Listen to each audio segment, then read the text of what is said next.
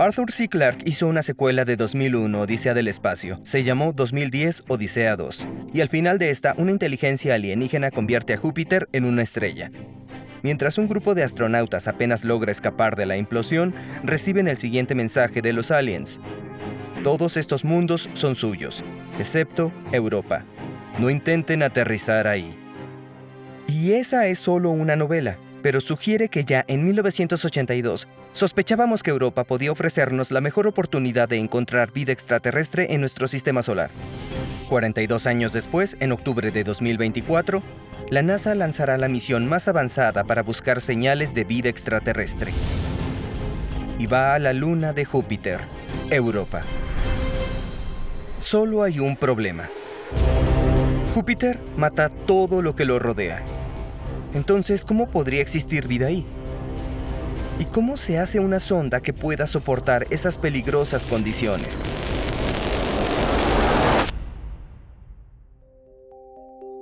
En las profundidades de Júpiter hay tanta presión que se cree que el hidrógeno tiene forma de un líquido metálico.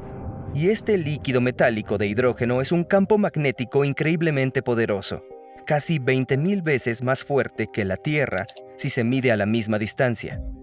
Así que si se pudiera ver este campo magnético desde la Tierra, parecería 2 veces más grande que la luna llena. En sí mismo, ese campo magnético es inofensivo, pero justo en medio está el mundo volcánico más activo del sistema solar, la luna de Júpiter, Io. Los volcanes de la superficie de Io expulsan toneladas de dióxido de azufre, y cada segundo, una tonelada de ese material se ioniza y se queda atrapada dentro del campo magnético de Júpiter. Y el campo acelera esas partículas para que giren increíblemente rápido con Júpiter. Zumban a su alrededor a más de 300 kilómetros por segundo. De hecho, su inercia jala el campo, estirándolo, y el material atrapado choca contra otras lunas, lanzando aún más partículas de sus superficies. Este ciclo forma enormes cinturones de radiación que se extienden más allá de Europa y las demás lunas de Júpiter. Y para la electrónica, esta radiación intensa es kriptonita. En la década de 1970, las misiones Pioneer 10 y Voyager pasaron brevemente cerca de Júpiter, pero la radiación provocó fallos y dio falsas órdenes a los instrumentos y corrompió parte de su información. Incluso con un blindaje moderno, una nave espacial dentro de los cinturones de radiación solo sobreviviría unos 3 meses. Entonces, ¿cómo va a ser Europa Clipper, la nueva misión de la NASA, para orbitar Europa por más de 4 años sin freírse? Bueno, es que no lo va a hacer. Va a orbitar Júpiter de lejos y se acercará cada ciertas semanas para volar rápido cerca de Europa y luego alejarse de nuevo. Y como la misión va a recoger muchos datos, puede usar ese tiempo en el que está lejos para transmitirla a la Tierra antes de acercarse nuevamente. En total se acercará 49 veces para mapear casi toda la superficie. De hecho, el nombre de Clipper viene de los veloces y ágiles barcos Clipper del siglo XIX que entraban y salían rápidamente de los puertos. Pero de todos los lugares del sistema solar donde buscar vida, ¿por qué Europa? Si pisaras la superficie de Europa, recibirías una radiación de 5.400 milisievert en un solo día. Eso es 1.800 veces más que la dosis anual aquí en la Tierra. Si te quedaras ahí un par de horas, finalmente morirías por envenenamiento por radiación. Pero Europa tiene un secreto. Cuando el Voyager 1 pasó cerca de Júpiter en 1979, tomó esta foto de Europa. Si la comparas con la mayoría de las lunas del sistema solar, puedes notar que algo falta. Cráteres. Todos los planetas y lunas han sido bombardeados por asteroides durante miles de millones de años, y casi todas las superficies planetarias lo demuestran, menos Europa. Pero, ¿por qué? Bueno, algo reciente, digamos de hace unos 60 millones de años, debe haber estado pasando en Europa que borrara la mayoría de los cráteres de su superficie. 16 años después del Voyager, el Galileo llegó a Júpiter. Pasó 8 años estudiando tanto el gigante de gas como sus lunas, y su magnetómetro recogió algo interesante de Europa. Los polos magnéticos de Júpiter, como los de la Tierra, no están alineados con sus polos geográficos. Por tanto, mientras el planeta rota cada 10 horas, todo el campo magnético se tambalea. Este campo cambiante de Júpiter provoca un campo magnético en Europa, uno relativamente fuerte. Eso significa que debe haber una capa conductora de electricidad dentro de Europa que reacciona al campo de Júpiter, y las lecturas del Galileo indican que debe estar en algún lugar cerca de la superficie, a solo decenas de kilómetros de profundidad. Pero, ¿qué tipo de capa conductora? La superficie blanca de Europa está cubierta casi en su totalidad de una gruesa corteza de hielo de agua.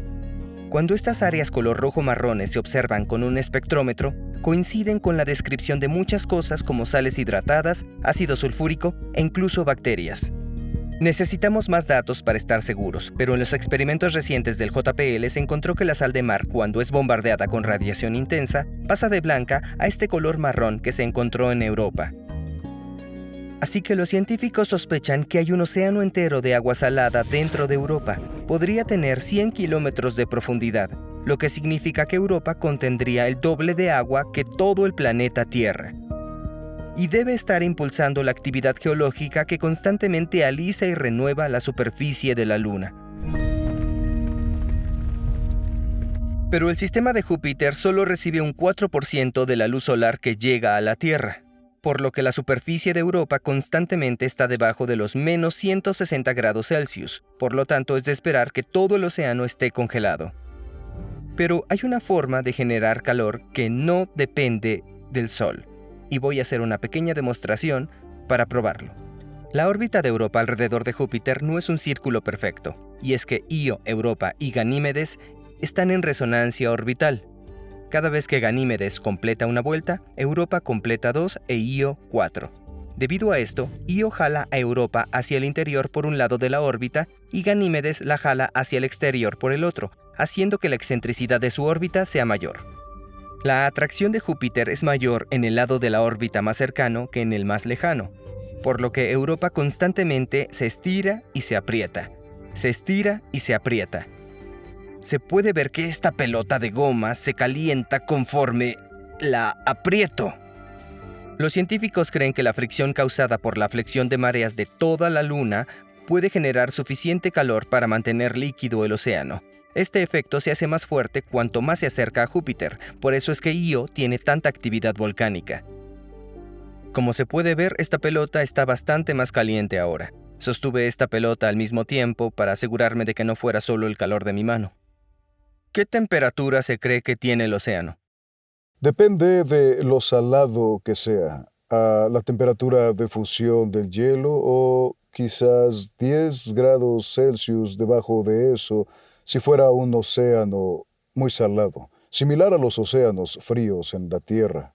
¿Y cuál sería la diferencia en esta flexión de tener este gran océano a no tenerlo?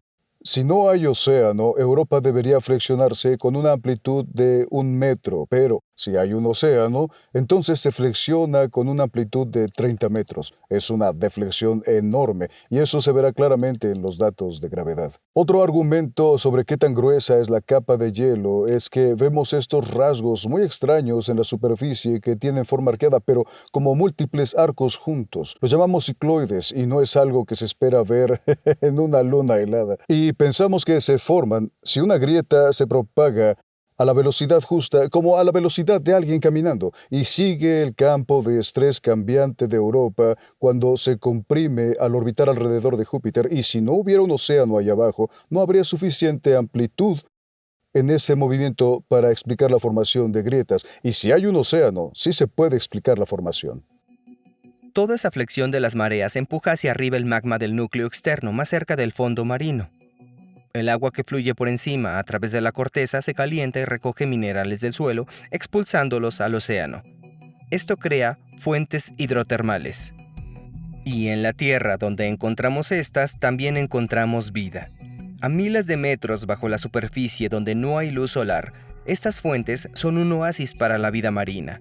Las formas de vida ahí abajo dependen de bacterias únicas, bacterias que se alimentan de los minerales de las fuentes, en lugar de la energía proveniente del Sol.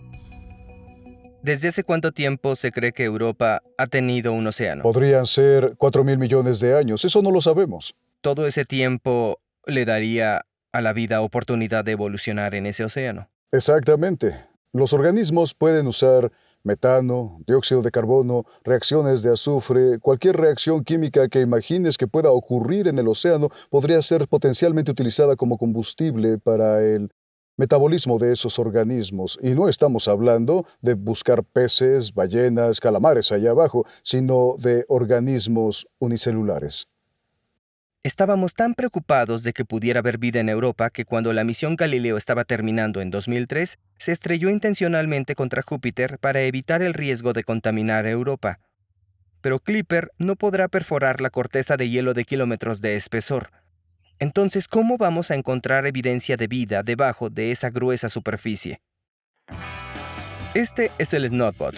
Es un dron con placas de Petri pegadas por arriba que vuela directamente a través de las exhalaciones de ballenas para recolectar sus mocos aquí en la Tierra.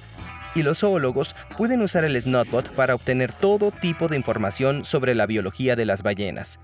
Y resulta que podemos hacer algo muy similar para cuerpos celestes.